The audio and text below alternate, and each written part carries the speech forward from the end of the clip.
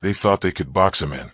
Fence posts hammered deep into the soil, steel gates locked tight, and rules written to remind him of his place. To the homeowners association, he wasn't just another rancher. He was a black man daring to own land they never wanted him to have. But what they didn't expect was how he would respond. Not with anger, not with surrender, but with a move so clever it left them powerless. This isn't just a story about property lines. It's about pride, resilience, and a man who refused to be fenced out of his own future. For years, Marcus had lived quietly on the edge of town, tending to a small ranch with a steady hand and a proud heart. The land wasn't much compared to the sprawling estates around him, but it was his. A place carved out of hard work and long days, where every fence post and corral told the story of persistence. He raised a few horses, kept the soil tilled, and found peace in the rhythm of the land. But to some, Marcus's presence was a problem. The homeowners association that governed the surrounding neighborhood had never been subtle about their disapproval. The idea of a black rancher owning property so close to their gated community didn't sit well with them. They saw him as out of place, a blemish on the polished image they wanted to project. At first, it was small things, complaints about dust from his dirt road, letters questioning the appearance of his barn, whispers at meetings he wasn't invited to attend. Marcus brushed it off.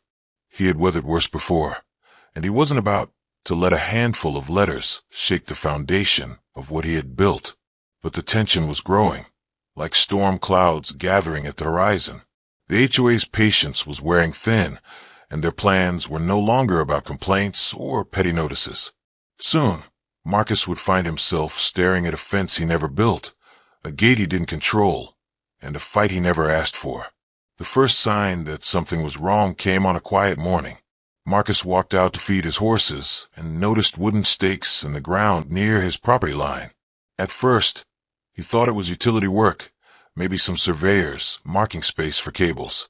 But within days, men in hard hats appeared, hauling steel panels and cement posts. He stood at the edge of his land and watched as they began to build. The fence rose quickly, tall, imposing, and unwelcoming. By the end of the week, his ranch was boxed in on 3 sides, and before long, the 4th wall was sealed shut with the heavy iron gate. Marcus hadn't asked for it, hadn't approved it, and certainly hadn't agreed to what it represented. The HOA claimed it was for security, a way to keep the community orderly. But Marcus knew the truth. This was about control, about reminding him that, despite owning his land, they still believed they had power over him. Every trip to the store, every ride out to the feed supplier became a struggle. The only way in and out was through the locked gate, and the key wasn't his. Each time he needed to leave, he had to wait for a guard or request permission from the association's office. It was humiliating, like being a prisoner on the very land he worked so hard to own. Neighbors whispered as they drove by. Some offered sympathetic glances, but none dared to stand beside him. Others smirked, satisfied with what they saw as order restored. To them, Marcus was being put in his place, and each passing day, the walls of that fence felt tighter, the air heavier with unspoken hostility. Marcus could have raged. He could have fought openly, screaming, demanding justice in the face of such blatant discrimination. But instead, he chose silence. He let the HOA believe they had won. He let them feel comfortable in their power. Because behind that quiet resolve, Marcus was studying, planning, and waiting for the moment to turn the tables. And when that moment came, it would not just break the lock on their gate, it would shatter their illusion of control. The breaking point came one hot afternoon when Marcus returned from town only to find the gate locked tight, no guard in sight.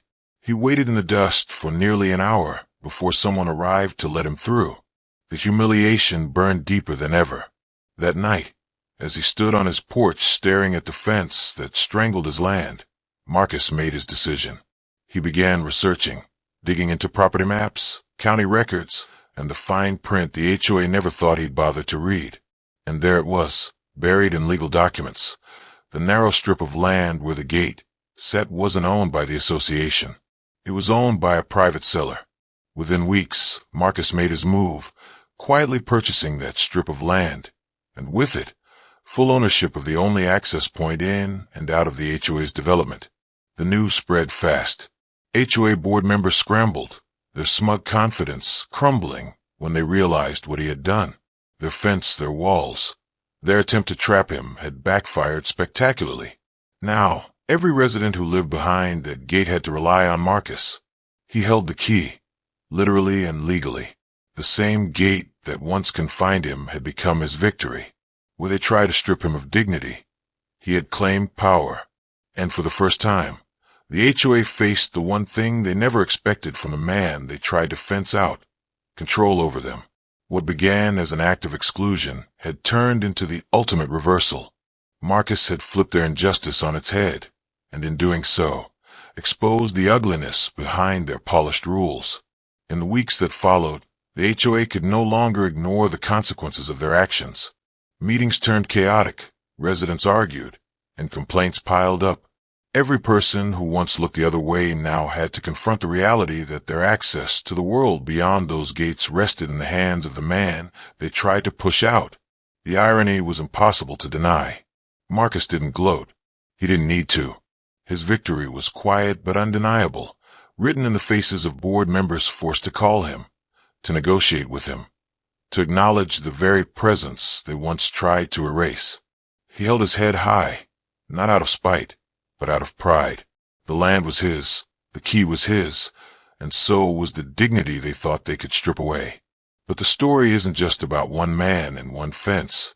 It's about what happens when prejudice hides behind rules and policies, when racism is dressed up as order or community standards. It shows how easily power can be abused, and how resilience can turn that abuse into strength. For Marcus, the fence was never just about property lines. It was about being told he didn't belong, that his presence was an offense to those who believed the land should only reflect their image. By reclaiming control, he sent a message far louder than any confrontation. You cannot cage dignity, and you cannot fence out justice. And so, the question remains, how many more fences will be built in this country? Not of wood and steel, but of bias and exclusion? And how many more people will need to find the courage, like Marcus did, to tear them down? If stories like this matter to you, if you believe they need to be heard, make sure to like this video and subscribe to the channel.